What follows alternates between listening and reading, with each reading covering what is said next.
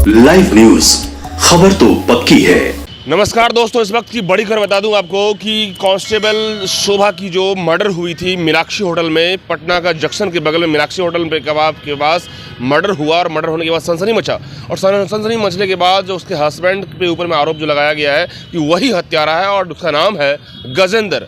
अब देखिए, इसमें जो अफेयर की बात आती है कि मैरिटल अफेयर में धीरज नाम का लड़का का नाम आता है, जो कि वो अभी एमपी में एसएसबी जवान में वो कार्यरत है, ट्रेनिंग कर रहा है। लेकिन बड़ा सवाल है कि गजेंद्र के अरेस्टिंग होने के बाद जो है ये खबर में गर्माहट आ गया कि आखिरकार गजेंद्र ने क्या कहा है। हम सीधे बात करेंगे, शंभू जी हमारे साथ लगातार इस केस को मॉनिटर कर रहे हैं कि आखिरकार कैसे क्या हुआ है। शंभू जी, जैसे ही अब जानकारी मिली है कि गजेंद्र की जो है गिरफ्तारी हो गई, क्या कहेंगे? हाँ, गजेंद्र की गिरफ्तारी, कल गिरफ्तारी हो गई है। गिरफ्तारी नहीं हुई, वो सरेंडर किया है। सरेंडर किया है, काको थाना में वो अरेस्ट हुआ। सरेंडर करके काको थाने वाले पुलिस उसको अरेस्ट किए। और आज जो है आप देख सकते हैं कोतवाली थाना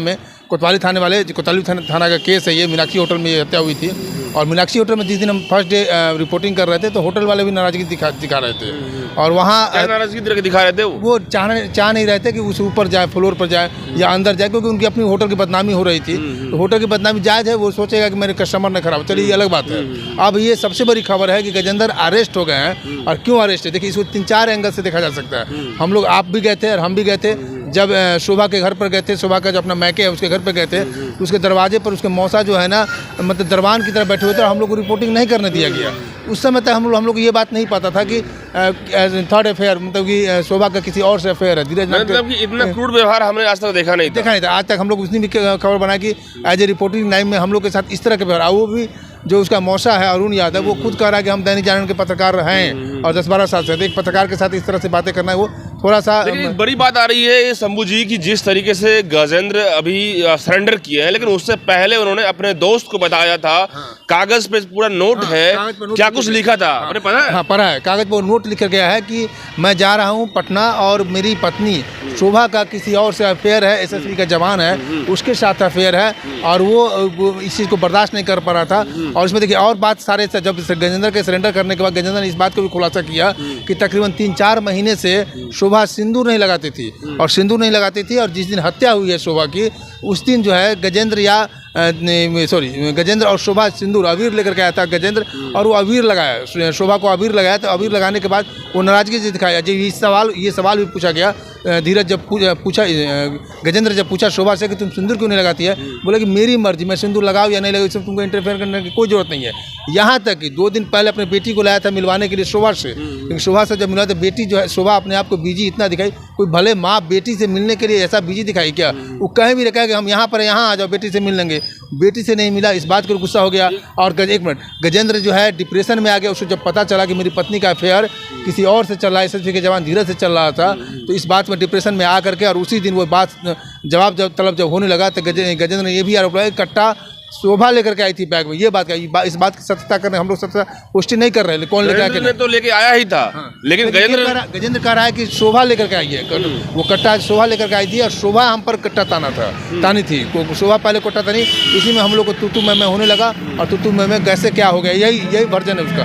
कैसे क्या हो गया मुझे पता नहीं। मतलब एक कांस्टेबल के ऊपर में भी ये है कि वो कट्टा लेके आई थी। कट्टा लेके आई थी। अब देखिए, कट्टा लेके आई थी। अब इस केस को आप जोड़िए कहाँ से, कि एक बिहार में भी ज्योति मौर्य हो गई, जहानाबाद की ज्योति मौर्य, जहानाबाद ससुराल और अरवल जिला उसका मैके। एक सेकेंड ज्योति मौर्य बनने जा रही थी, बन गई थी शोभा। दूसरा पहलू तो यही है केस में। लेकिन इस वक्त हम ये जानकारी दूं दर्शकों को कि देखिए, इसमें खबर में बड़ी जानकारी आई है कि जिस तरीके से गजेंद्र की सरेंडर होने के बाद अब पुलिस की गिरफ्तार में वो हैं, तो उनका कहना है कि शोभा जिस होटल में थी, उस होटल में शोभा भी कट्टा लेके आ चुकी थी। और जैसा कि इस खबर को जब आप समझेंगे तो इंटेंशन और जो इसमें जो कंट्रोवर्सी है शोभा का पहले से ही दिखता नजर आ रहा है। जिस तरीके से गजेंद्र ने नोट में लिखा है कि लगातार वो डिप्रेशन में था, लगातार वो डिप्रेशन की दवा खा रहा था। इस बात की पुष्टि जो है गजेंद्र के दोस्त हेमंत ने किया है। जिस तरीके से लाइव सिटीज के एक रिपोर्टर से लगातार बात हुई, उसमें हेमंत ने कहा कि सर ये 6 महीने से ऊपर से जो है ये डिप्रेशन के शिकार हैं गजेंद्र।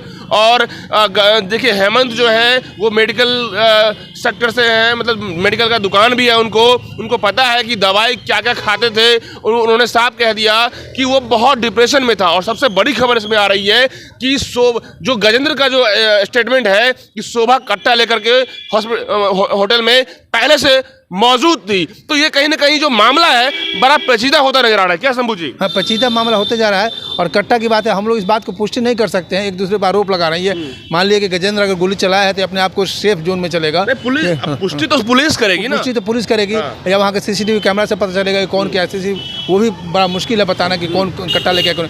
लेकिन यहाँ पर आप देखिए, अगर मानवता के पहलू से हम लोग देखें तो अगर आप शादीशुदा हैं, आप एक बार साथ आप गजेंद्र से भी लव मैरिज किए हैं, आप शादी से मतलब दोनों का प्रेम संबंध है, प्रेम विवाह है, तो जब प्रेम विवाह में ऐसा कम ही जब एक दूसरे से आप प्रेम करके ही शादी की है तो तीसरा प्रेम ढूंढने की क्या जरूरत है भाई? लेकिन एक सवाल है कि आखिर क्या हुआ, शोभा के अंदर में क्या हुआ, शोभा की कमियां क्या खल रही है कि उसका इंटेंशन बदला और वो गजेंद्र के छोड़ इतर हट करके वो एसएसबी के जवान से अफेयर में है, जो कि बात अभी तक जो है बातों में जो चर्चाएं चल रही है।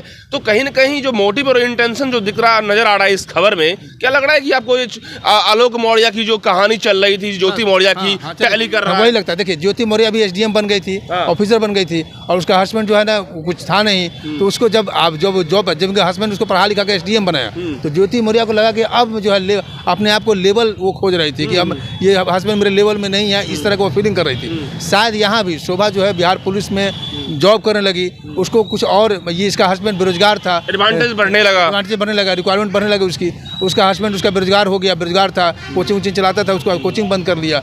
तब उसको ऑप्शन दिखने लगा, ऑप्शन दूसरा आदमी उसको ऑप्शन देने लगा, तो उस ऑप्शन को एक्सपेक्ट कर लिया। उसको लगा कि चलो वो बेरोजगार है, मेरा शादी ये मतलब नौकरी वाला लड़का है, या नौकरी के साथ उसको लगा कि इससे ज़्यादा स्मार्ट है, हैंडसम, क्या दिखा। चर्चाएं और जो अभी तक जानकारी अभी तक आई है इस खबर में कि मैरिटल अफेयर, इलीगल अफेयर की शिकार हुई है शोभा, क्या लग रहा है आपको? हाँ, ये 100% है, 100% है कि वो शिकार हुई है। अब एक चीज़ और देखिए, अभी हाल फिलहाल आप छपरा कांड करके गए हैं, छपरा खबर करके आए हैं, तो देखिए वहाँ यहाँ भी सूरज की गलती है। सूरज भी हस्बैंड है प्रियंका की, और वो भी शादीशुदा था। प्रियंका ने उसकी पत्नी किसी से नहीं अफेयर चलाया, लेकिन हस्बैंड अफेयर चलाया अपने पास की लड़की से, तो उसको समाज नहीं कबूल किया। तो समाज में है हस्बैंड सूरज को मौत के घाट, कानून अपने हाथ में नहीं लेना चाहिए, लेकिन उसको मौत के घाट उतार दिया। अब यहाँ देखिए, यहाँ पत्नी ये गलती करे, शादीशुदा पत्नी ये गलती करती है कि दूसरे लड़के से अफेयर करती है, तो वो चीज़ उसको ईगो हट किया गौतम। बिल्कुल। लेकिन और वो अपने छपरा कांड में सूरज की बलि चढ़ी कहीं न कहीं अंजलि की एंट्री के कारण। तो यहाँ पर जिस तरीके से मैरिटल अफेयर और इलीगल अफेयर का जो मामला चल रहा है और जिस तरीके से धीरज की एंट्री हुई, तो देखिए आए दिन बिहार में जो घटनाएं बढ़ रही है, ये इलीगल अफेयर, मैरिटल अफेयर, और जिस तरीके से एफआईआर का मामले में लड़कियां भी बलि चढ़ रही है, लड़के भी बलि चढ़ रहे हैं। और ठीक यहाँ पे पुलिस कांस्टेबल शोभा की जो मामले आ रहे हैं, इस मामले में तार जो है, जो टैली जो मामला पूरा कुछ डिस्कशन कीजिएगा तो सीधा आलोक मौर्य और ज्योति मौर्य का जो केमिस्ट्री थी उससे जुड़ा हुआ मामला ये टकरा रहा है। और ऐसे में क्या शंभू जी, जिस तरीके से पुलिस इन्वेस्टिगेट कर रही है और आज सरेंडर किया है गजेंद्र, तो मामला कहां तक निकलेगा? मामला देखिए, अब कोतवाली थाना का केस है, कोतवाली थाना ले आई है, तो शायद हम लोग भी बात किए, प्रभारी साहब से बात किए, तो उन्होंने कहा कि आज